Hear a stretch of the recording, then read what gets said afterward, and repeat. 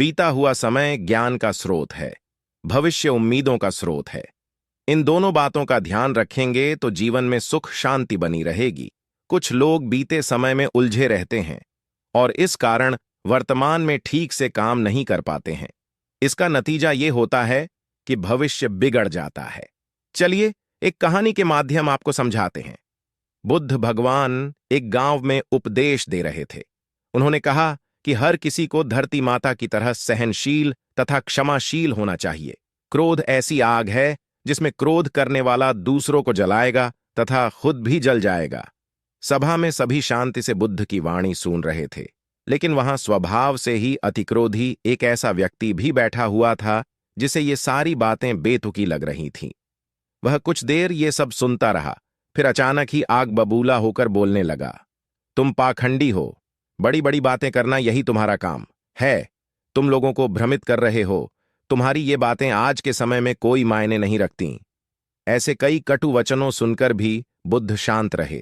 अपनी बातों से ना तो वह दुखी हुए, ना ही कोई प्रतिक्रिया की। यह देखकर वह व्यक्ति और भी क्रोधित हो गया और उसने बुद्ध के मुंह पर थूक कर वहां से चला गया। अगले दिन जब उस व्यक्ति का क्रोध शांत हुआ तो उसे अपने बुरे व्यवहार के कारण पछतावे की आग में जलने लगा और वह उन्हें ढूंढते हुए उसी स्थान पर पहुंचा। पर बुद्ध कहाँ मिलते? वह तो अपने शिष्यों के साथ पास वाले एक अन्य गांव निकल चुके थे। व्यक्ति ने बुद्ध के बारे में लोगों से पूछा और ढूंढते ढूंढते जहां बुद्ध प्रवचन दे रहे थे वहां पहुंच गया। उन्हें देखते ही वह उनके चरणों में गिर पड़ा और बोला, मुझे क्षमा कीजिए प्रभु। बुद्ध ने पूछा, कौन हो भाई? तुम्हें क्या हुआ है? क्यों क्षमा मांग रहे हो? उसने कहा, क्या आप भूल गए? मैं वही हूं जिसने कल आपके साथ बहुत बुरा व्यवहार किया था। मैं शर्मिंदा हूं। मैं मेरे दुष्ट आचरण की क्षमा याचना करने आया हूं।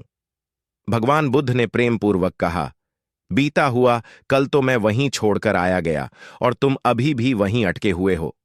तुम्हें अपनी गलती का आभास हो गया, तुमने पश्चाताप कर लिया, तुम निर्मल हो चुके हो। अब तुम आज में प्रवेश करो।